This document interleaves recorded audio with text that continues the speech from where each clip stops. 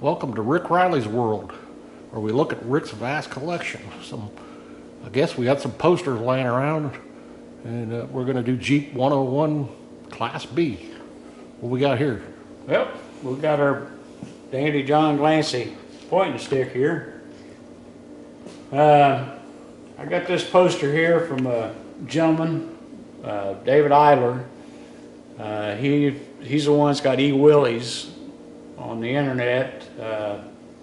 He stopped by here on a trip one time. He's going out east and looked at a lot of the vehicles and stuff here, and he left me this poster and give you a little bit of example of some of the other Jeeps that was offered. Of course, you got your start out here with your basic CJ5 right here. The CJ5 body style was started in 52 or 53, but they was a military. In 55, they came out with a civilian version of them and offered the CJ5 up through 83, I believe. Pretty much the same all the way through. A lot of parts was interchangeable. Of course, they went from the 4 cylinders to the V6 to the straight 6 to the V8s. Went from your basic Jeep to a Jeep with power steering and power brakes. But that's where the CJ5 started from. This here's a CJ3B. Came out in 53, I believe. I'm not for sure when they quit making them. The 3Bs is a 3A Jeep, which there's not a 3A on here. But the 3B has got the high hood on it. And the reason they went to the high hood is that was the year they went from the flathead 4-cylinder to the overhead valve. It's got a 3A style windshield frame on it. And basically the body tub, other than the spacer between the body and the cow, this was all like 2A stuff, 46 and 3A.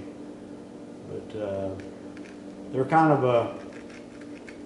it's kind of a sought after Jeep. You know, it's like the FCs. Either people like that high hood or they thought that was the ugliest thing that ever hit the road. And down below it is the CJ6, which is 20 inches longer from the back of the seat to the front of the fender well here. It's 20 inches longer than the CJ5. They came out with this for the more hauling capacity. Of course, they had a better ride also. I think 55 is when they built these, and around 1970, 71, I think was the last year. I'm sorry, 74 or 5 was the last year for the CJ6. This is another CJ5 with the kind of the hardtop that's on this dispatcher here, but it's got the regular opening doors on it that fold open like a regular car door, and side windows in it. The hardtop was just made a lot nicer Jeep for bad weather. Down here is your 2-wheel drive Jeep Dispatcher, which like the one we seen earlier. It's got the slide back doors on it, 13-inch wheels on it, flathead 4-cylinder, which they made up in the early 60s. And like I said, they was kind of a utilitarian vehicle, something for like a grocery store delivery, drugstore, hardware stores, something just get around town with. And a lot of the cities had some of them. They would use them for checking tires on Parker meters, but they was right-hand drive. And up here we got the Willie's pickup truck. They was rated as a 1-ton truck. The early ones, of course, came out with the flathead 4-cylinder. And the last year that they made this body style, they offered, well, they went from the flathead 4-cylinder to an overhead valve 4-cylinder to a flathead 6-cylinder and to an overhead cam 6-cylinder in these trucks here. This is just another version of this truck here with a flatbed, utility bed. They offered a dump truck package, tow truck package. I've got a Willie's truck down there and by the barn down there. It's got a, you see, we've got a backhoe unit on it. So they use these trucks. They made a little bit of everything out of them. This here's the Willie's panel delivery, which is pretty much the same thing as this wagon over here, except it's solid here. And usually these had 2 opening doors on it versus these here with a fold down tailgate and lift hatch for the back window. Like I said, these here was used basically for like this purpose here, civil defense.